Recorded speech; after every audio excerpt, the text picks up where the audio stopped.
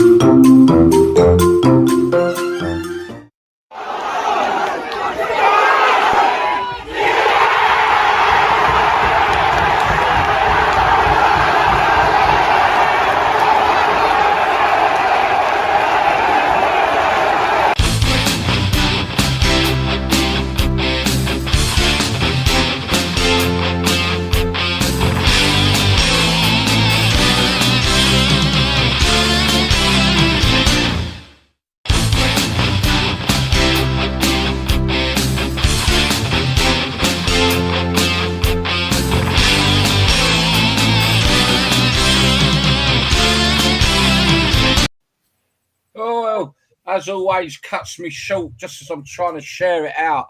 Okay, wow, we're already in. People, please share this if you would. We don't normally ask, but please share this out, this show. It'd be great. We'd appreciate it. Right, okay. Let's go around the room and see how everyone's been. Start with Nigel. Nigel, how are you? And how's your week been? Yeah, it's been quite a busy week, really. I was out in the Lash on Friday with a few friends. The first time in a while, but yeah, been pretty busy this week. Been some good games on that weekend as well. Sorry, chaps, I've got someone at my front door and he's got a parcel for me. But hang on a minute, I've got to ring my daughter. Going, oh, sorry, mate, say that again. How embarrassing, man. Sorry, well, this is the joy of doing these sort of shows. Hang on a minute. I'll tell you about it. Believe it or not, I've hello, yeah, my parcel's there and I'm on a show. And I'm live on the thing talking to you. Can you go and just stick right out the window, tell him to leave it on the door, yeah? I've got to go.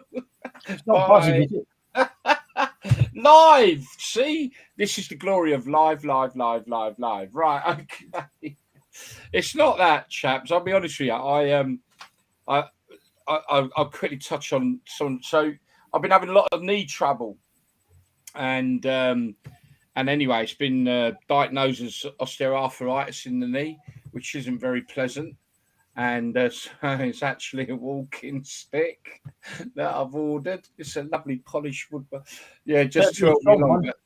Yeah, but obviously, you know, look, you can see I'm a big lad, and I've got to say this as well. Anyone who's looking to lose a bit of weight, doctor said to me, right, I'm going to put you on a low carb diet, and a no carb diet for 6 weeks, and he reckoned I'd lose a stone, right? So anyway, I've done it, and I've been really good at it. It's been really hard, but I've done it, and in over a week, I've lost something like 11 pounds. So it's mad. So yeah, cut the carbs out, people, if you want to lose weight. It's certainly working for me. I'm going to be Slim Jim soon. You know that.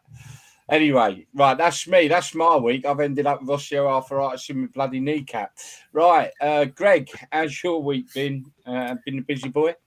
Yeah, not bad, mate. Yeah, week of work. Obviously, some sad news at the end of the week, which we're going to touch on that in a moment. But no, in general, except for that, just standard week, mate. Work. A bit of a quiet weekend, to be fair. Yeah. Okay, so yeah, you just alluded to that. Just want to touch on this. So, myself and Greg know a chap who Friday morning got knocked off his scooter and killed. 35 years of age. His name was Ben Bray. Actually, I've got a picture here. I'm just going to bring it up. So that's Ben with a great flag. I like that flag. I've seen that flag around a bit, actually. Right, okay. So, look, 35 years of age and he's been killed. It's just shocked so many people that I know, and was probably still a bit numb because he's such a lovely lad. He was a wonderful guy. The sort of guy you want at your party, let's put it that way. And I'm just going to give an example. And the reason we're doing this is because he epitomises what a football support is all about. And I think that's the right word, epitomise, is it? But anyway, I'm just going to give you one quick story, and then I'm going to just hand over to Greg to say whatever he wants to say. But I went up to Newcastle a few years ago. I was there for the weekend with a couple of lads and a few lads, and we were up there for the weekend. Anyway, on Saturday morning, I get a call off Ben. He says, "Oh, where are you?" He says, "I've been here since 7 in Newcastle." So this was about 8 o'clock. I says, "All right, let's meet you in the pub and have some breakfast." So I met him in the pub, all on his own. He'd done an 18-hour coach trip to get to Newcastle because he couldn't, bless him, he wasn't a man of a lot of money. He couldn't afford the train fare. So he did the cheapest route, which meant a bit of messing about, 18 hours. And the journey home for him weren't going to be much better, if not worse. So that's what a football support, the level of support. And he did that all on his own. And that's why I think in my Facebook page I said, Watford might have lost one of their sons on Friday, but so did football, because that is a true football supporter with that sort of commitment. That's my tribute to Ben. Over to you, Greg. Yeah, I just want to echo what you said. Personally, he was a really good friend. There was a few of us that obviously were quite close. He made the effort. He come to my engagement party most recently. We had a really good night. But over the years, obviously, I've known him really well. Even if you don't go to football with him, for example, if you go with a different bunch of mates, you go here, there, and everywhere around the country, and Ben will always be there. You know, like you've just said there about Newcastle, that was Ben. An absolute diamond of a lad. Honestly, heart of gold. Couldn't do enough for people. Loved his beer, loved his music, and ultimately loved his football. 35 years old is just no age whatsoever. And it's so cruel the way it happened. And, the facts that obviously now you've just got to feel for his family and his friends, and he's obviously his girlfriend as well. They were recently engaged as well. So it was probably a time in Ben's life where he's probably never been happier. He's finally found someone, settled down, and obviously this is going to happen. So it's tragic. One thing I would say, obviously, his last Watford game was the 4-0 win over Luton. So at least he's got happy memories for that. Yeah. And obviously we don't want to talk too much about Watford, but in terms of Ben, next weekend we'll have a good tribute to him when we go to Bristol City away, and there'll be a lot down there, and we can have a good drink and talk about the good times and the happy memories. But yeah, from me, and I know it'll echo a lot of Watford fans who I know, just rest in peace. And it hit us all very, very hard. Yeah, it has, definitely. Yeah. I think the young age, it's just sad. And look, we our feelings go out to any club that loses one of its own. Ooh. And we will always pay tribute to any football supporter. I think what it does as well, I think it highlights, like, we come on here week in, week out, and we talk about games and we talk about moments in football and opinions and stuff like this. But when you actually lose one of your own, it just kind of, it puts things into perspective, and you think, actually, that doesn't really mean too much, and whether it's our club like it was this weekend, or whether it's other fans, at different clubs and stuff like that, it puts things into perspective. And me personally, I didn't give a toss about our game this weekend, because it was in my mind. Do you know what I mean? And it was just, still now it's numb, but I know there are people who were a lot closer to him than me. As much as he was a really good friend, you got to think of his family and his missus and people like that. So yeah, just and it's going to feel weird. We're having some lovely comments there as well, from Ben Cliff, Ben Higgins, and Norman. I think you've hit the nail on the head there. And I think there's a lot of footballers, when they're playing football, they don't realise how hard it is to get to ground sometimes. Like you say, some people can afford to train, some people have to get a bus, it takes them ages.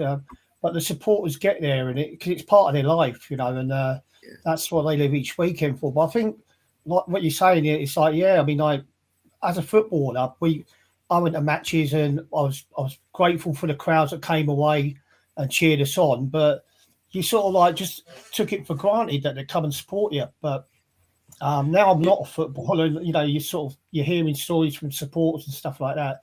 It makes you realise, that some of them will even go without some of their favourite food, because it means they can get a ticket for a match. Like they'll go without things just to get to that match. So I didn't know the lad, but like you say, 35. not even started living really. So No. thoughts go out to his family and everyone.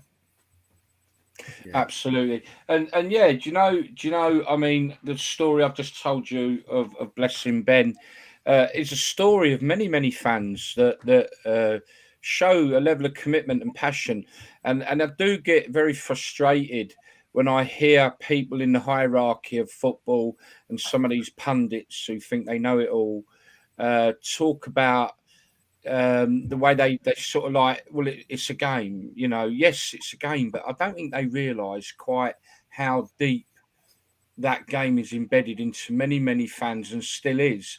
And as much as they're trying to alter that maybe fan base in some ways, they got to realise that Ben really did show in acts like that, and it's not the first time he did things like that. I remember Chelsea. He turned up and was all on his jacks, and we took him under our wing and stuff a few times. And but that epitomises, without any doubt, the underestimation by the powers that be and some of these people that think they know it all about football. The underestimation of the passion that's involved, and for me, Ben really did epitomise that without a doubt. Robert Croucher there, sad loss. I know you were close to him, Robert, as well. Yeah. Just from Ben, I remember going to Plymouth to watch Stoke many. How old are you then, mate? Many, Ben. I know you're not that old fella, are you? Took us 9 hours because our minibus broke down. And we were in the side of the motorway, and it was pissing down and snowing, and we missed the first half. Football is nothing without fans. Absolutely. I think that's a nice thing. I think from this point of view from the show, just showed Ben showed me what the depth people will go to for their club, and I think that is missed by the higher ranks within this game of ours. Right. Okay. We shall now move on. And we will move on to, it is, of course, let me just bring this up. It is FA Cup Day. FA Cup Day, FA Cup weekend even. It's first round proper, folks. Yes. And oh boy, has there been a few upsets. So, we'll have a little gander through these now, because there's been a lot of league sides gone out at the expense of the non-league sides, which is absolutely brilliant. But yeah, have you been keeping an eye on the cup this weekend, Nigel? Yes and no. I sort of like, I think I'm a bit guilty of like following the Premiership and the Championship. But yeah, no, what are you doing on here? Come on, it's proper football, mate. I'm watching the football now on BBC Two. It's got all the FA Cup highlights, so I'm one of them that I watch the highlights and stuff like that. But yeah, I mean, listen, it's the first cup of the FA Cup round. It's great for the non-league sides and the lower sides, because it brings them in sort of within two matches of mixing it with the big boys. So yeah, it's brilliant. The first round I played it. I think I've played in the first round of the FA Cup with Watford.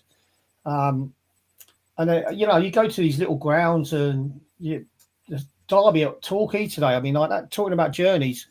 I mean, Derby County, they had to leave about something like 7:30 in the morning to get to Torquay. So yeah, it does. It brings everything together, doesn't it? It is the cup final. I think any non-league side that gets to the first round of the FA Cup proper, that's their cup final. Yeah, and then definitely. Every game after that's another cup final for them. I think we quite often talk about how the glamour and the passion that we had for the FA Cup. I think we talk about many times how that's died, but I think it's died in the bigger clubs. I think when it gets down to non-league, lower league clubs, that cup passion is still very, very relevant. But it all kicked off on Friday. Greg will come to you for any opinions. But it all kicked off on Friday with Hereford.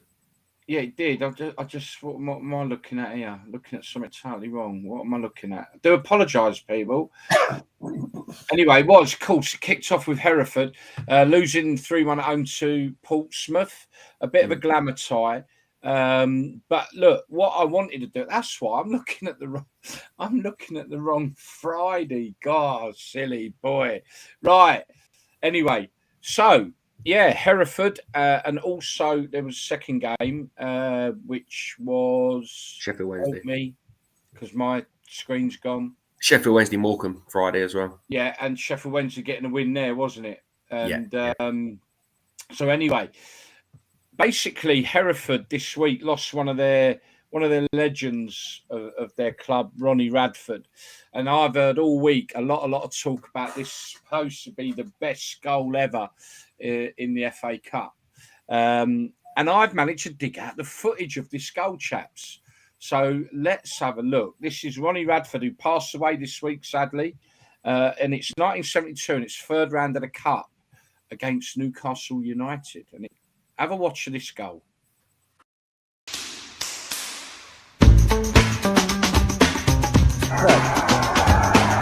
Now Jude has gone down for Newcastle. Radford again. Oh, what a goal! What a goal! Radford the scorer. Ronnie Radford. Now Jude has gone down for Newcastle. What a goal!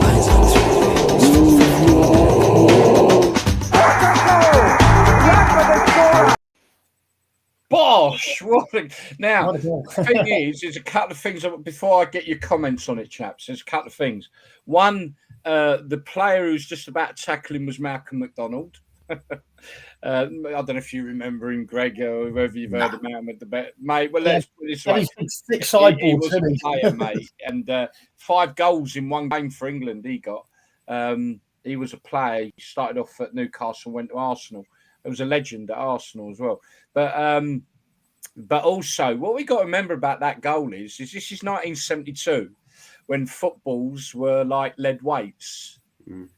And that was some strike, wasn't it? Nigel, come on, you're an ex-player. What do you make of that strike? I was just going to say, yeah, them balls were heavy in them days. But Yeah, not like today.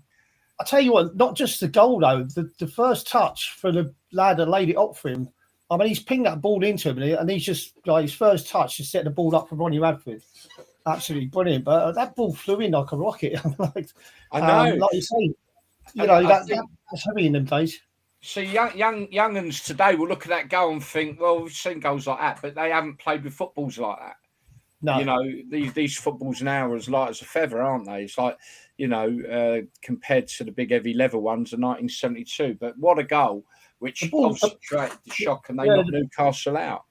The footballs today, they're all geared up for free kick specialists and being able to bend the ball and, hit the ball from the halfway line onto the crossbar if you want. So the balls have been modified to make it easy for them to strike. I mean, like back in the day then, they were heavy enough when it was a nice day, but when it was muddy like that, you got an inch of mud around the ball as well. Yeah. Well, come on, Greg, you're a younger lad. Come on, mate. What do you make? You've got to think about the fact that football was like a lead weight, not like today.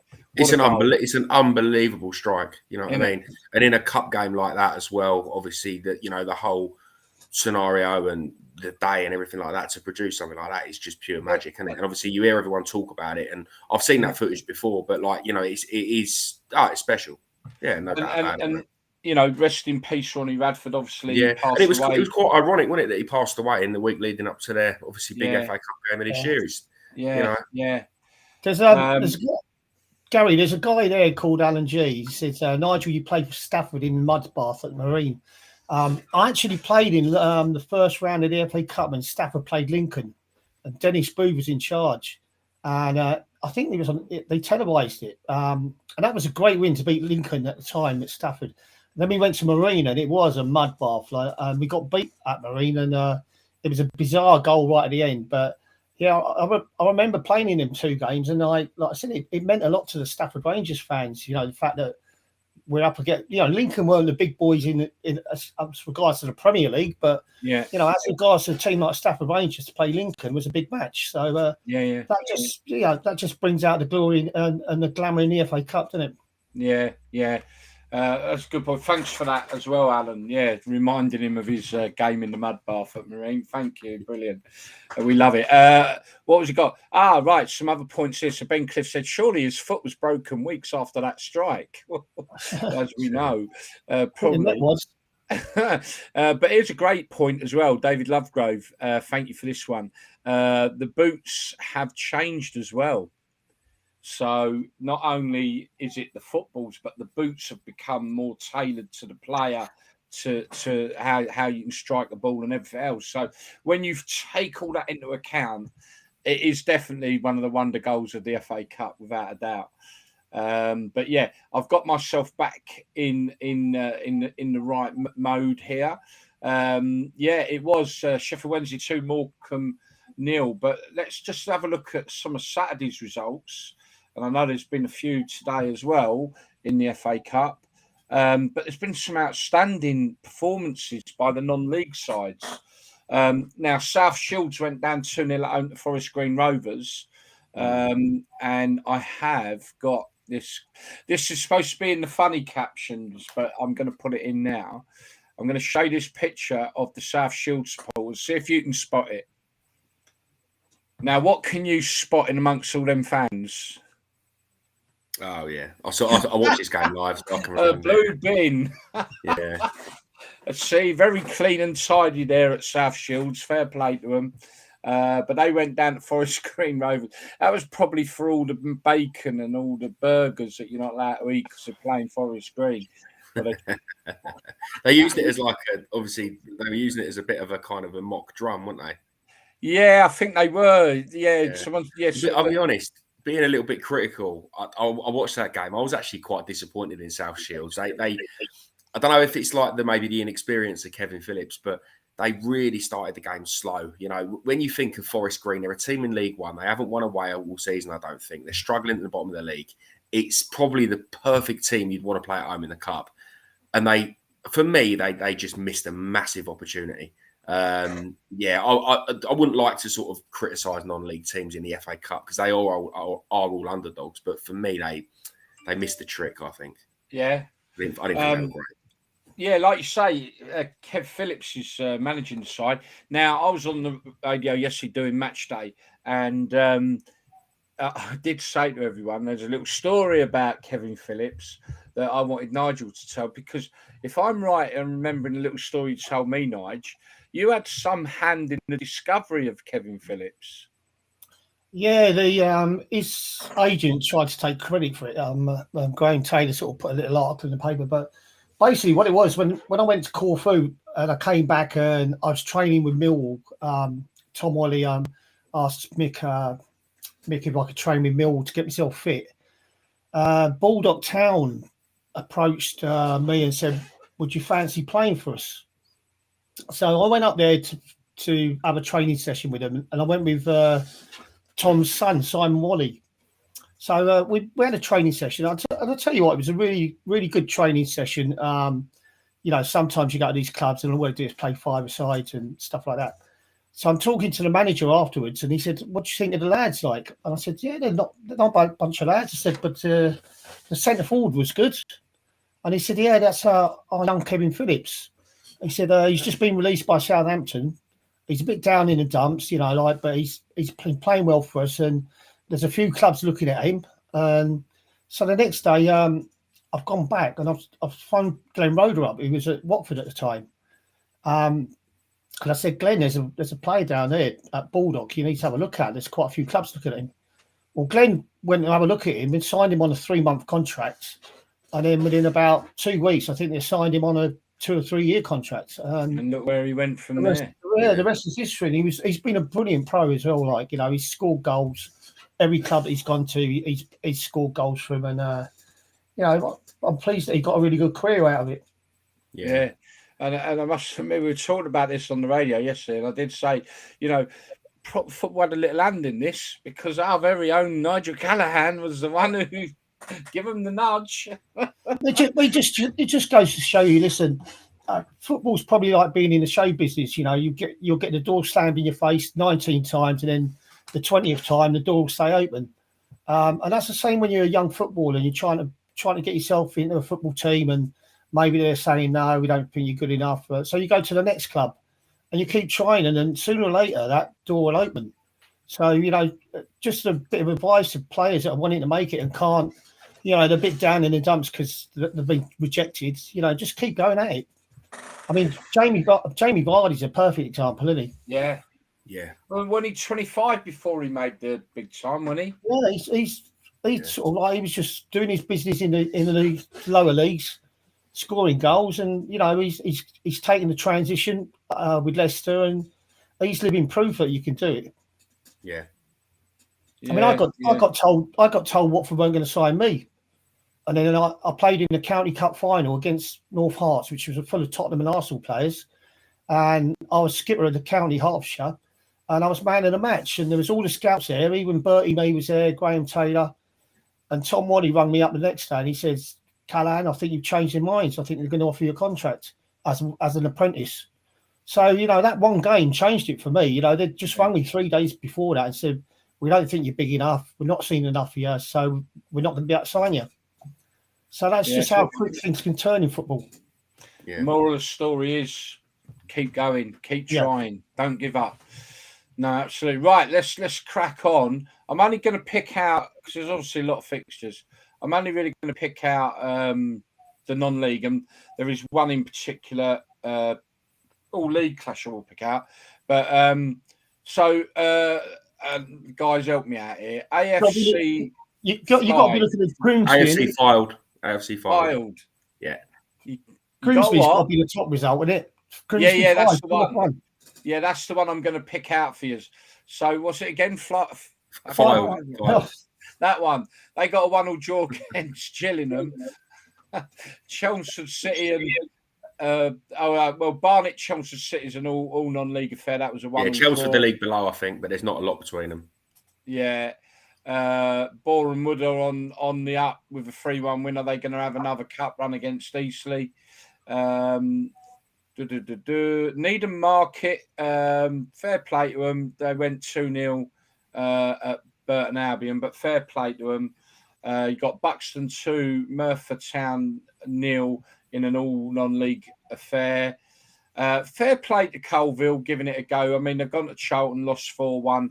They beat Notts County, which would be quite a local notch for them.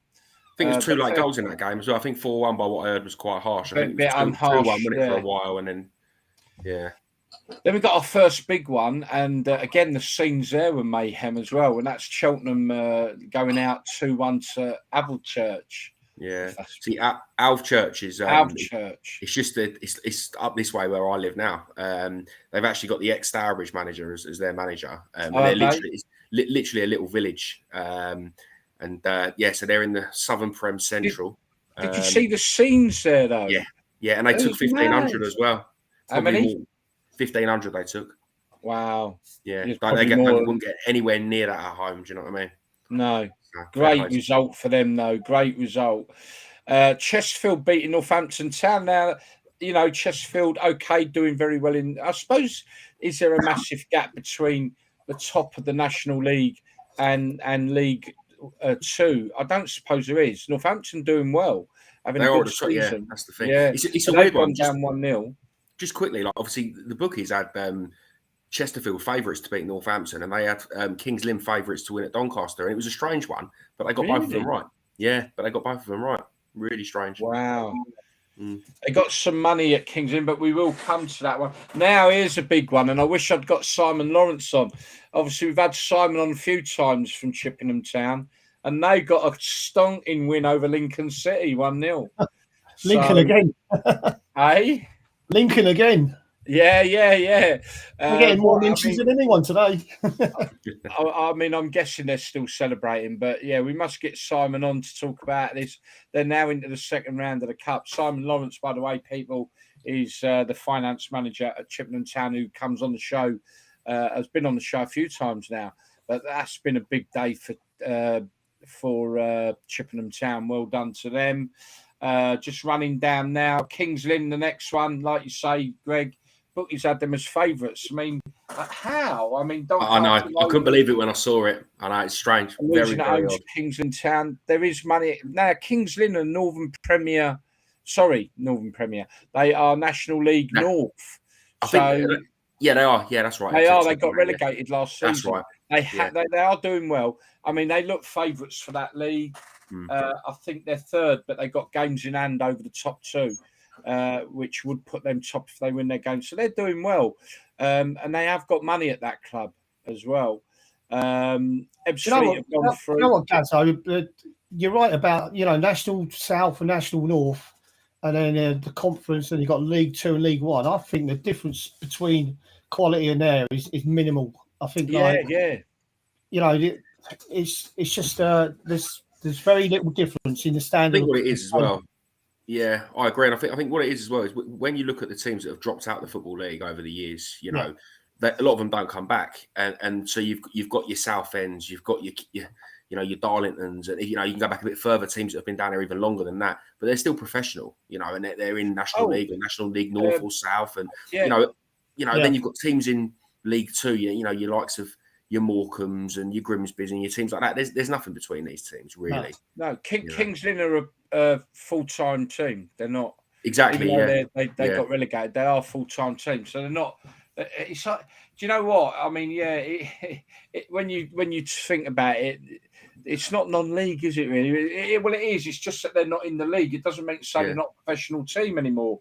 It used. Well, I think we had this conversation a month or two back on the show, didn't we? And we were saying the top half of the National League could probably all hold their own in League 2. Yeah. I think if you look at the likes of Sutton United who have gone up and a couple of others, they've gone straight up to League 2 and they've gone and finished in the top half. So it kind of speaks for itself, really. So the next one I'm going to bring up, chaps, and Nigel's just alluded to it anyway.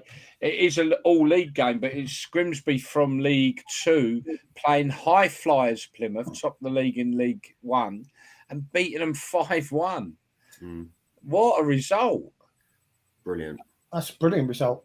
Isn't it? Because Plymouth are probably flying. Yeah, I don't think Plymouth had a weak team out either. But I had a quick look at the team. These teams want to get as far in the FA Cup as they can. So Plymouth probably had a full strength team out. Definitely. Dagenham and Redbridge go through on a 1-0 win at Maidenhead. Going down, looking for the big ones. There's a couple more yet. Shrewsbury beating York 2-1. York City, although York City National League now, they got promoted, but 2-2 draw Solihull Moors. That's up near you again. Not Greg. Far. Yeah, other side of Birmingham. Solihull Moors getting a draw 2-2 at home to Hartlepool.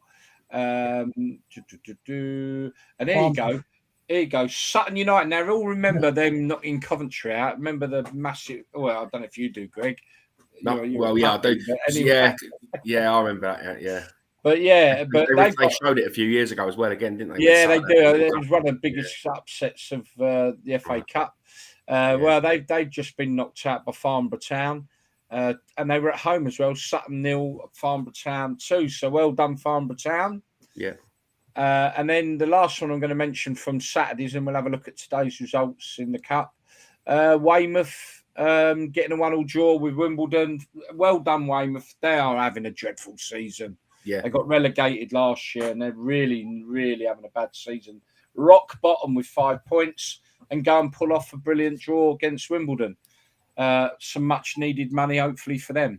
It's all you need, though, isn't it? Something like that to turn your season around. Do you know what I mean? They need something, yeah.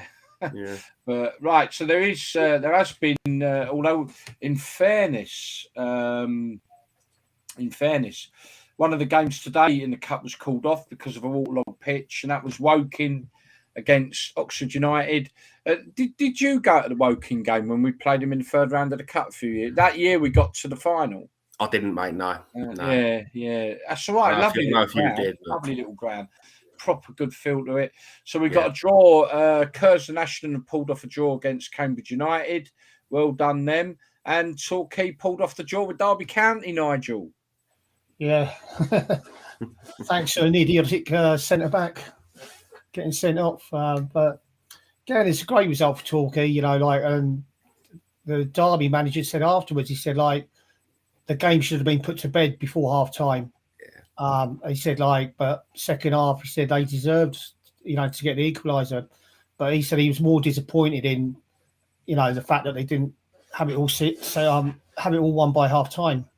Yeah. And I watched the game. You know, again, it wasn't a brilliant game of football, but he's right. Derby should have been all over by half time. Yeah, it was a weird one, wasn't it? Because I think like first sort of 15, 20, I thought that Torquay come out the blocks and started quite well, but they didn't manage to do anything with the pressure. They didn't really test the keeper, and then Derby just dominated the rest of the first half. You know, went one up, and like Nigel says, they should have really put the game to bed. You know, if they had a bit more quality up top, but Torquay, you know, second half they were just huffing and puffing, and then they got the penalty and the red card, and that just changed the game. You could just see them just get you know, something out of nothing kind of thing. You know, it was just a lifeline for them, and I think you could kind of. I was sitting there and I was thinking Torquay are going to score. You know, even when it went into stoppage time, you could kind of feel a goal was coming. You know, but the scenes at the end and what we was just saying about Weymouth, you know, how that draw could sort of spark their season into life. The same could happen for Torquay. You know, they're bottom of the league. What's to say that can't sort of start their season off for them? Do you know what I mean? Well, the Cup can do that. Just one more from today, which was Hollywood Wrexham 3, Oldham Athletic 0. That's a big clash with two of the big heavyweights of the National League there. Wrexham coming out well on top. And the Bracknell Town have got a massive game tomorrow night. They've got Ipswich Town at home. And this is, isn't it? I mean, Ipswich Town are getting 27,000 fans a week. They are going to Bracknell Town in the first round of the Cup. It's brilliant. Absolutely brilliant. Right, gentlemen, what I am going to do now, because we're going to come off the FA Cup, let's let any outstanding games over the weekend that you would like to mention from Premier League or Championship. I think the first thing we've got to look at is Newcastle are flying. They're third in the league.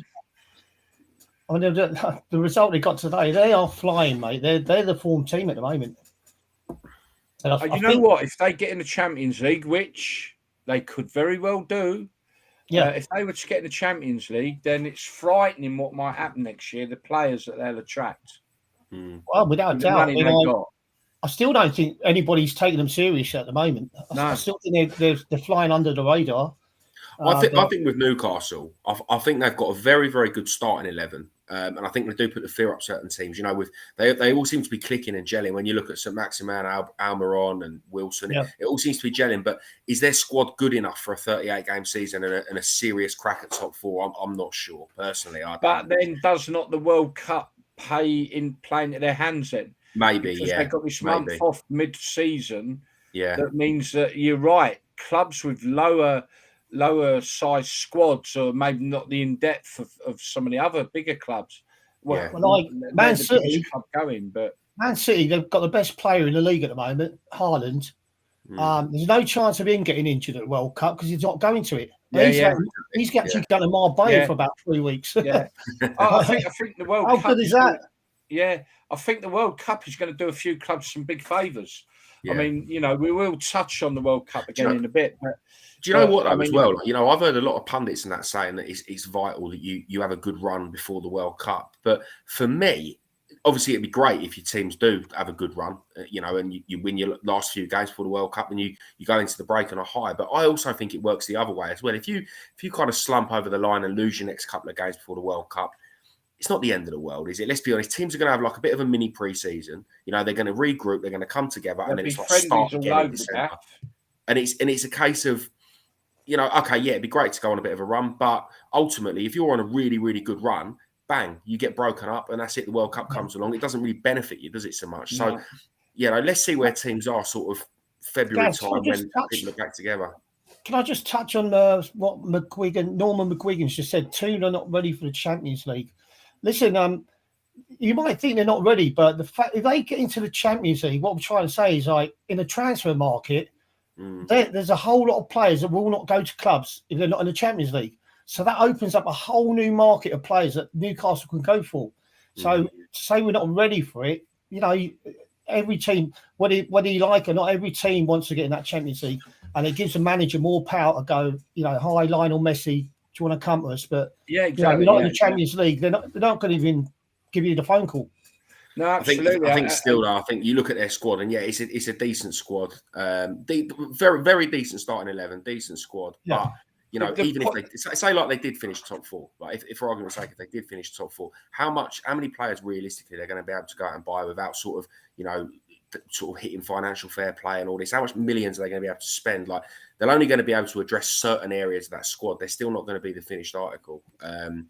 But I take your point about Champions League. But yeah, if I was to have a bet on it now, I would maybe Europa League, maybe Europa Conference League, but Champions League I think is probably a step too far. Even if they've got 2 or 3 players, 2 or 3 top quality players that have played in the Champions League, and even that's going to add to it, and on top of that, it's the money that comes with Champions League football as well. So you're always ready for Champions League. It doesn't matter what squad you've got, you're always ready for it. The owner is, without a doubt. That's what it wants to be. I'm fairly confident that they'll probably purchase, if they're still in the same position as they are now and looking really good for maybe getting in top 4. I'm sure they'll be very clever on how they make their purchases in January, as well as then the summer following if they do get through. And I think you're right. You hit the nail on it. They got a decent starting 11, but they haven't got the depth. But that I'm sure they'll get that depth enough that they could have a crack at it. I mean, let's face it. I mean, there are clubs in Champions League that Newcastle will roll over now. Not the big boys, the heavyweights, but certainly there's a lot of lightweight sides in the Champions League as well. But on what I was saying about the World Cup benefiting, I'm going to give you, and see what your opinion is, I'm going to give you 3 sides that I believe 3 or 2 sides, 3 sides that are going to benefit. The obvious one is Man City because of Haaland, right? The guy is phenomenal. He's come off the bench after missing 2 games and scores. Well, he scores, gets it disallowed, then he gets a penalty and scores that. The man's phenomenal. And him not going to the World Cup is the best thing that could have ever happened to Man City. Yeah. I also then think Nottingham Forest are going to benefit massively. Now, I don't know how many of Forest's players are going to the World Cup, but I would imagine they're still going to be left with a reasonable core. The problem with Forest I see is that bringing in 22 brand new players, there's never, ever any chance. The first half of any season, they got a chance in hell of getting that side gelled and firing. I think having the World Cup, and they'll no doubt arrange friendlies. I've already heard clubs that are doing that. I think it gives them a month to work with the players that they do have. I don't know how many are going out. I wouldn't have thought they're going to lose loads of players out for us, but I think it'll help them and Newcastle because of exactly what you said, Greg, and that is Newcastle necessarily haven't got the strength in depth maybe for the whole season, but the World Cup on this one season probably might buy them that. Sorry, I'll get your opinions on that in a moment. But I've sort of neglected some of the comments coming in, so I do apologise. Cracking goal at Leeds United, Steve Parkin telling me there. And Ben, good result for Palace, wasn't expecting that result. And David Lovegrove, Eddie Howe is the next England manager. What do you think to that? You think he's the next England manager? Nah. I'd like to see an English man manage United. Southgate's English, but I just want the next manager that comes into England to be attack-minded. I just think Southgate's just so negative at the moment. So I want somebody, someone like Klopp or Guardiola, that want to play fast football. The tempo that them clubs play at, it wipe England away. I think Man City beat England at the moment. You put Man City against the England side, I think they beat them. But because I don't think we play at a fast enough pace. I think we slow it right down with Gareth. And we've got the players there. People say we haven't got good enough players. I think we've got a great squad of players to choose from in England. I just think we need the right manager there. Gary, just go back to your point about Forest. I've just had a quick look, and I reckon they'll probably lose about half a dozen, mate, because you've got 2 of the Welsh boys. Well, you got 2 of the Welsh boys in there. You got that Brennan Johnson and you got that Nico Williams, both Welsh. You've got obviously. But they'll get them back after 2 weeks. That's true. Yeah. But then looking at their squad, they got a Swiss player as well. They got a couple of others. I think they've lose about 6 or 7. Yeah. You're going to stir up there, Gaz.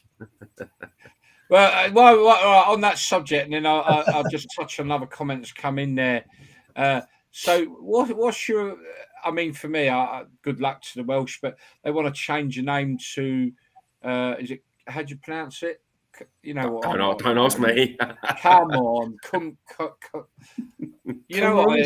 Is it Cymru or something? Yeah, the Welsh name for Wales. I mean, I'll always think of them as Wales, obviously. I mean, for me, if that's what they want to do, good luck to them. But it wouldn't feel the same, would it? And No. I don't know whether the chance will be. That's what they got to really think about, isn't it? They love. I still can't pronounce it. Anyway, but sorry, David. But anyway, good luck to them if that's what they want. If that makes them happy and patriotic, good luck to them. But I just think, are they thinking about the chance here? Because it's going to be, Wales. It seems to roll off the tongue quite nicely, whereas Cymru, not sure it rolls off the tongue. So maybe they should just reflect on some of the chants. Right, okay. Ben Cliff there. Villa demolishing Man United was a great result for Unai Emery. Yes, absolutely. What a start for him. Yeah. It's the usual thing. It's the usual thing, though, Gaz, isn't it? It's like new manager, the team wins. What happens in the next few weeks? So I'm laughing at the Dave's put it through. He's trying to help us pronounce it. Cymru. I don't know. Cymru. Clyde Cymru. That's the name of the political thing, isn't it? Yeah, that's the political part. Anyway, look, good luck to them. If that's what they want, I ain't got a problem with it. It just doesn't roll off the tongue like Wales, does it? I think Wales. It'd be interesting to know what their actual fans think. Like, I mean, obviously, it's just been like a bit of a media story. Well, if you actually ask their fans, what would they think? Are they happy with the way it is, or if they always demanded change? Who knows? I think it's split. I think they're probably a bit split on it, maybe. But I think the Welsh, very patriotic, aren't they? They'll probably want it, and good luck to them. Let them have it. It just won't sound as well when they're singing it, I think. Wales. But they do bash out their national anthem, though, don't they? Oh, they do, yeah. Oh, they do. But okay, sorry, Nigel, what were you saying?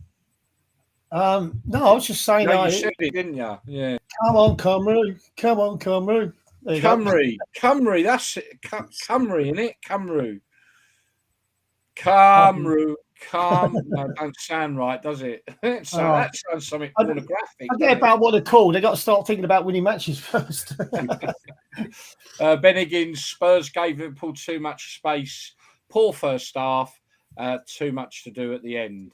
Yeah, I only saw the second half of that game because I was watching the Torquay game, and to be honest, I thought second half Spurs played really well. But like you say, everyone's saying that they're leaving themselves far too much to do in games, and that was evident today. Obviously, I can't comment on the first half, but yeah, I mean, look at the Bournemouth game. Blimey. That was it? Anyway, they turned it around and won at Bournemouth, didn't they? Yeah, they did. Yeah, it was Bournemouth, wasn't it? Yeah. Okay, right. So, with that, I'm going to touch on. We're doing well. We've only got 12 minutes to go. I'm just going to do the funny segment, but I've only got one for the old funny. It's a funny old game. I hope Nigel's got a story. I know we've already had one out of him today. It's a funny old game, but I've only got one. And that's probably because I've not looked hard enough. And it ain't that funny, but it is. So this is very confusing, is it not? We stand with Ukraine, no standing. Very confusing. And I'm afraid, folks, that's the only funny one I've managed to dig out today.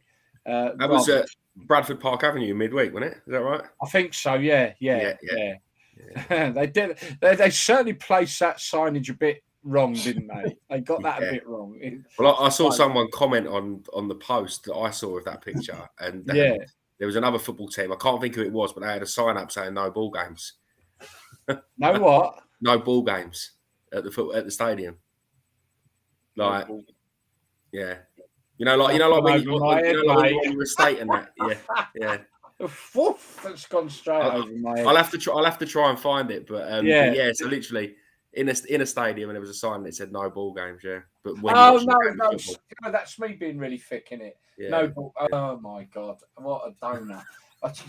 Yeah, that'd be funny. Yeah, no ball games on the football pitch. Right, Literally, okay. Right, Nigel, have you got a story? Not yes, no. Yeah, Do you want to do one? Hang on. Then here we go, everybody. It's the good old days. Good old days. Yeah, actually, I'll tell you a quick one about when I moved to Derby from Watford, and John Barnes went to Liverpool.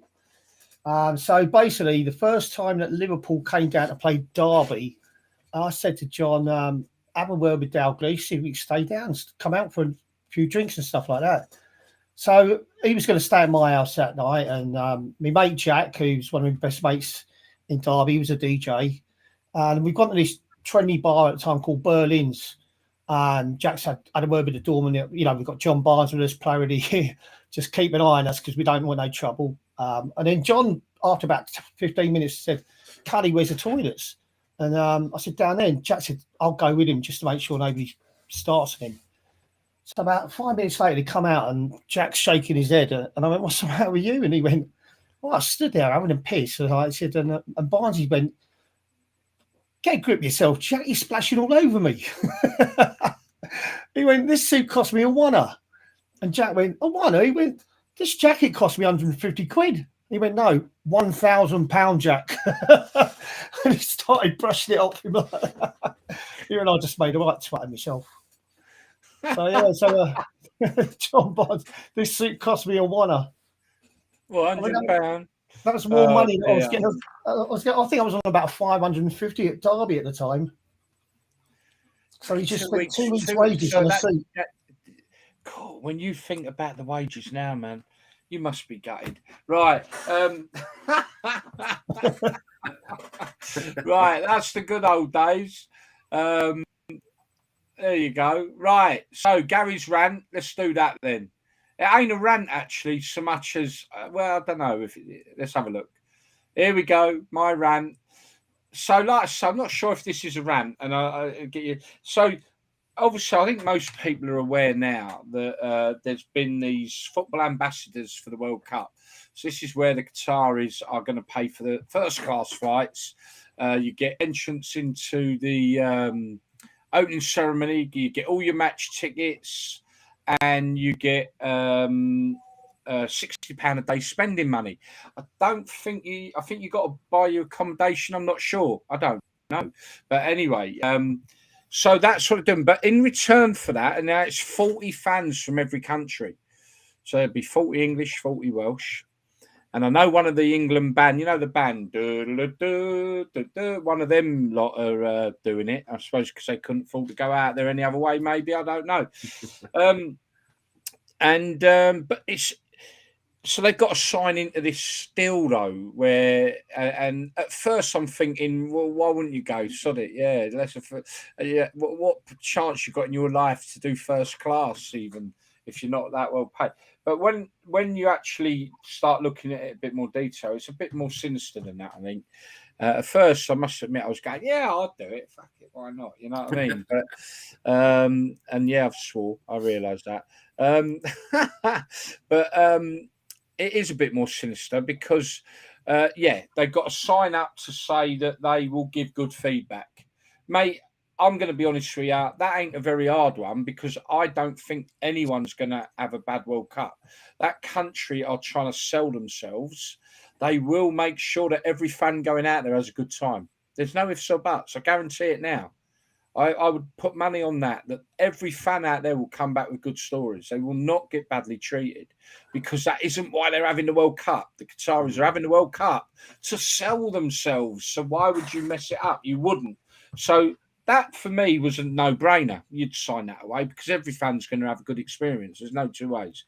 Then you've got the element of they're creating some sort of program or documentary, and they say when the camera swings to you, you've all got to look like you're enjoying yourself. So you all got to sit together and go, England, rah, rah. Okay. All right, it's a bit of a no-brainer, that one. But then you've got things like they're asking them to report tweets and that are like grass up other fans who are giving bad tweets and stuff like that, and it is sinister. I can understand someone who this would be like the biggest thing that happened in their lives if they would be able to get it, but the question is, would you do it? And at first I thought, yeah, I probably would. But then I've looked into it a bit more and what they're expecting these fans, and it's sort of bribery, you know what I mean? Would you do it? Do you know, on the subject of Qatar, Gaz, I read in the papers the other day, they're now saying that if you haven't bought your ticket off the official website for the World Cup, if you bought your ticket off other websites, there's a good chance they're not going to let you in. They're saying that if you haven't bought them from the website, you could have already paid £5,000-6,000 for your tickets and stuff like that. But if you don't turn up at the gate with a ticket from the official website, you're going to get turned away. And they're saying there's no way these people are going to be able to get their money back either if they've already paid for the tickets. I mean, we've had lots of conversations about this. I mean, someone's just mentioned about the LGBT stuff. We ain't going to talk about that. We've talked enough about that. We've all said our piece on it, right? Yeah. Sam Dukes, how are you doing, Sam? I just saw that. Watching England sober would be torture. Watching them drunk's hard enough, isn't it? Mate, it is going to be a rich man's game out there, isn't it? I mean, you've got to have some wedge behind you to afford to go out there, haven't you? Yeah, definitely. The typical, working class supporter is going to struggle with. There will be some out there, you know that. And we come back to the beginning of the show with our tribute to Ben Bray, the lad who lost his life. The commitment he showed to get to a game because he couldn't afford the train fare, 18, 20-hour journeys there and back. People will do it. They will, because it's part of their life. But I would imagine it's priced a lot of your regulars out, without doubt. Yeah. Would you take up the offer? Sorry, it's really a horrible question, isn't it? It's a hard one. I don't. Everyone who wants to turn around and go, no, I wouldn't. Yeah. I suppose it's how desperate you are to get out there, really, isn't it? If you're getting your money, and you're getting X amount of money a day, and you're getting your free tickets, and you're getting this and that and that. I think we all would. But yeah. Would I bollocks grass people up or anything like that? No chance. No chance. I think what you'd have to do is, if you've done it, you'd have to go along with what they want. And then when they come to you and say, "Oh, have you heard any bad language? Have you heard any of this? Have you heard any of that? Have you got anyone to report?" No, sorry, mate, all been good. I think you just have to kind of fob it off and be like, well, because it all depends what sort of person you are. You'll get some people who will absolutely lap it up and they'll love. I'm convinced that. Even in league games, I'm convinced that when you go away and watch your team away from home, I'm convinced there's people in and around the stands that are probably there as undercover and bloody grassing people up and recording people and this, that and the other. Because some of the people you hear that people get banned for or get reported for, get in trouble for, it wouldn't happen unless there's people there. Do you know what I mean? So I'm convinced that there's a lot of this already going on in England, to be honest. It's just a modern day thing, isn't it? Yeah. I mean, to be honest with you, I can't be bothered with the World Cup, and even if I was going out there, it wouldn't bother me about going game. If I did that, it would only because I want to experience first class flight travel. Yeah, first class flights, first class hotels. Yeah, I got no interest. We shouldn't be out there. David Lovegrove said, "I wouldn't principle above profit." Look, I don't agree with this World Cup at all. I've got to be honest. David makes a very, very, very valid point there, and I'm massively on the fence with his question. Yeah, it's a difficult one because for some people who don't have a lot of money, it would be the trip of a lifetime. But you know what? I don't think them people would get the offer anyway. It's a bit like somebody saying, "Will be handpicked people. They won't be people. They won't be people like us anyway. You're never going to get that opportunity pass your way." But at first I thought, but then thinking, I thought there's a bit of sinister stuff behind it all. But I do say now, and we'll be discussing this after the World Cup when to see whether I'm right or I'm wrong. But everyone who goes to that World Cup will have a good experience. They will.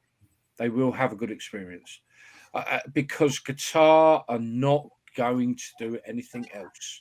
That's why they've got the World Cup. The only reason they're not a footballing nation, the only reason they've got that World Cup is they want more people to go there. They want the tourism and everything else. This is as David's pointed out. This is all about money. It's not about football, and that's what is the crying shame. Yes, we've got the migrant worker situation. Now, I would put money on there are many countries in the Middle East treat their migrant workers like that, not just Qatar. So if you're going to shout about it, let's shout about what goes on everywhere else as well, But at the end of the day, FIFA are the rogues here. FIFA are the people in the wrong because it's FIFA that have been paid off to do it. The most corrupt probably organisation in the world, FIFA. And the head of our beautiful game, and that's there'll probably be one of them lot on the plane taking up this offer from Qatar. Yeah, we're going to be talking about this all the time. There'll be something else next week that'll crop up. But the ambassador mentioned something that's totally different from this for the moment. I watched a film this week. Right, I don't know whether you've ever seen it. It's called The Footballer, His Wife, and the Car Crash, and it was about J. Samuel Lloyd at Villa. And I tell you what, his story is unbelievable. He married 2 different women at the same time. And one of them's trying to say he's still alive now. And his wife from England saying no, because he died in a car crash and he got burnt alive. So they could only identify him through his dental records. But his other wife in Iran said that when she went to look at the remains of the body, it was about 5'7" and he was 6'1". So it's called The Footballer, the wife and the car crash. But it was on, I think it was on Channel 4. I watched it a couple of days ago. If you get a chance, you've got to watch it. It's unbelievable. Sounds good. Yeah, I've never seen it, but have you? I'll tell you what I watched the other day. And I have watched it before, but I never really watched it properly. I watched it again the other day, and it just made me cry. And that is the Grimsby, the brothers Grimsby. Have you seen that? Seen that, yeah. Yeah. Oh my God, that is so funny. That is sort of an element of football in it.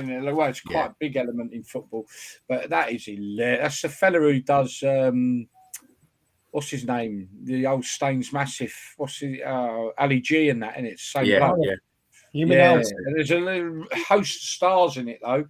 But what a film, Nigel! If you've not seen it, look it up. Brothers Grimsby, it's hilarious. You'll love it, trust me. And anyone else out there, you've got to get on that movie. That is fun. One for you, Gads. Qatar's a Muslim country, isn't it? Yes. Is that where the girls have to cover up their faces? Yes. So there's possibly no chance ever of the Women's World Cup going to Qatar, is there? That's a good one, isn't it? I mean, are they going to insist on all the other countries? But then, is there any chance of the Women's World Cup going to Saudi Arabia, Kuwait? The thing is, I don't know what the rules are. Any Muslim country. Yeah. Well, the thing is, I don't know what the rules are in like somewhere like Qatar with women watching football. It might be a bit different, yeah. But like Iran, for example, women aren't even allowed to watch football, are they? They was broadcasting a game. I think it was last season. From England, and I can't think it was a men's game, but there was a woman involved in the game. Now I can't remember exactly what if she was the ref or whatever. It wasn't an English game. I think it was like an Italian game or whatever. And basically, Iran they cut the broadcasting because there was a woman involved in the game, in the men's game. Because they don't let women watch football. They don't believe that women should be involved or anything like that. So obviously that's like Iran's stance on it. But I'm guessing he went to Jay Lloyd went to Iran. J. Lloyd Samuel went to play in Iran, and that's where he got married to this girl. Right. But they knew that he was married in England. He was already married. But apparently the rules in Iran is that so long as you're living in Iran, you can get married to a girl, even though you're married to someone else in another country. Do you know, we talk about what they called again, Qatar. I mean, Qatar's like the Isle of Wight, isn't it, in the Middle East? Let's be honest, tiny little pokey country. Right, and every country out there have got issues with gay people. It's not in their religion, so it's a much bigger problem out there than Qatar. So Yeah. it was. Sorry, I've just seen Dave. I'm just trying to piece this together now. Jimmy Davis died in a car crash. Now I remember this because they postponed the game. We were supposed to be It was playing at Coventry, weren't we, that day? We were supposed to be playing Coventry, and I remember this now. Yeah. Now, obviously, it was him and Danny Webber came down from Man United. That's right, yeah. And do you know what? I think that devastated Danny Webber when that lad got killed in that car crash. I remember that well. We were supposed to be playing Coventry, and they called because he died on the way down to the game, didn't he? Yeah, that's right. I remember that. Yeah, and Danny Webber was his mate coming down from United. That's right. Because we got them both on loan, didn't we? Yeah, and I mean, I think that devastated Danny Webber as well. I really do. I think that had a major effect on his career. But, he played a bit for us, didn't he? And then he went off and played for a few other teams. And then he eventually kind of got down, didn't he? He was at Salford for a bit and stuff like that. He was a good player and he had loads of potential. Yeah. I don't know if he ever met that potential, but then that could be said for many players. I bumped into him once or twice because he lived around the corner from me when I used to live in Watford. But he was renting a house not far away. But he seemed like a decent enough bloke. Do you know what I mean? But yeah, it must that would leave a scar, wouldn't it? Do you know what I mean? If one of your mates that you've been in an academy with like that, you know. We are in extra time, chaps, so I'm going to wrap it up. But yeah, what a question we've left. We're going to leave the show with. Could you ever play the Women's World Cup, not just in Qatar or Iran, but any Middle Eastern Muslim country? Could you do that? That's what I mean. That's a big problem. Interesting. Wow. I think they'll try. I think they'll try, but I don't think it'll happen. Personally. Yeah, you're not going to change these people. Jesus Christ, it's their religion, and it's you ain't going to change nothing. But there we are. But women playing the World Cup in the Middle Eastern country, could it happen? God, Nigel, I've got to applaud you for that one, mate. I really have. Nigel, you're on Mixcloud later. Yeah, I'm not. Listen, there's a show starting tonight called "Get Me Out of Here." I'm a celebrity, so more than half of the country are going to be watching that. So I'll probably be going on a bit later tonight. I'll be going on after that. Question for you: is that Matt Hancock in that or not? Yeah, I think he is, but I don't think he's going until later, is he? He's just going to get voted for every trial, isn't he? Yeah. Let me just pop up that. You can catch Nigel. What time again? Sorry. After Get Me Out of Here. After Get Me Out of Here. Guys. About 10 o'clock, I think, something like that. You can catch me later on Wednesday at 7 o'clock for the Winchester Club. We'll see you all again next week. Have a lovely week. Have a safe week.